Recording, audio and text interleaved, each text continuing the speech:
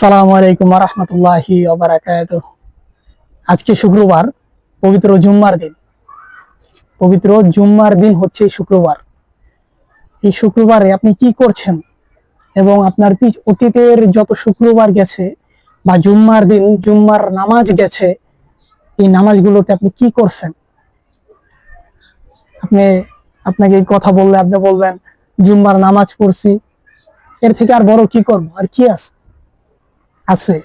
এই জুম্মার দিন প্রত্যেকটা 6 দিনের থেকেও উত্তম এই 7 নাম্বার দিন, এই জুম্মা দিন। আপনার যে ছয় দিন আছে, সপ্তাহে 6 দিন, তার থেকেও উত্তম এই 7 নাম্বার দিন, এই জুম্মার দিন। এই জুম্মার দিনে অনেক করণীয় আছে, অনেক কথা। এই জুম্মার দিনে কোরআন নাজিল হয়েছে হযরত মুহাম্মদ সাল্লাল্লাহু আলাইহি সাল্লামের উপর। এই জুম্মার দিনে প্রেরণ হয়েছে, ওহী আসছে। এই জুম্মার দিনে পুরা বিশ্ব আল্লাহ তাআলা সৃষ্টি করছেন, আপনাকে আমাকে, আপনি আমায় যে অবস্থান করছি, এই পুরা বিশ্ব সৃষ্টি করছে। এই জুম্মার দিনে করণীয় আছে। আপনি কি করবেন এই জুম্মার দিনে? আমি একটা লিস্ট করে আপনাকে দিই, এই ভিডিওটা আপনি সেভ করে রাখেন, তাহলে আপনার অনেক উন্নতি হবে। আপনি গত 6টা দিন না নামাজ পড়লেও এই জুম্মার দিনে নামাজ পড়েন, ইউ আর রাইট। আপনি সকালে ঘুম থেকে উঠবেন, ফজর নামাজ পড়বেন।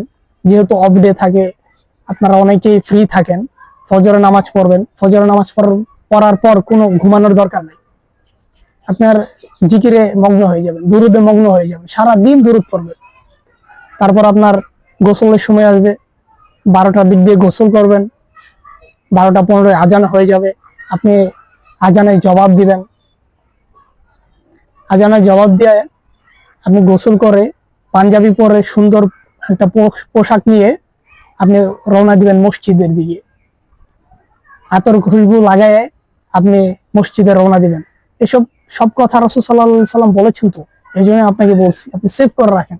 আমি আবারও বললাম, বসে আপনি মসজিদে যেয়ে বসবেন। কোথায় বসবেন? 3 তলায়, 4 তলায়, একদম ওই কোনারে না, বসবেন আপনার ইমামের পাশে।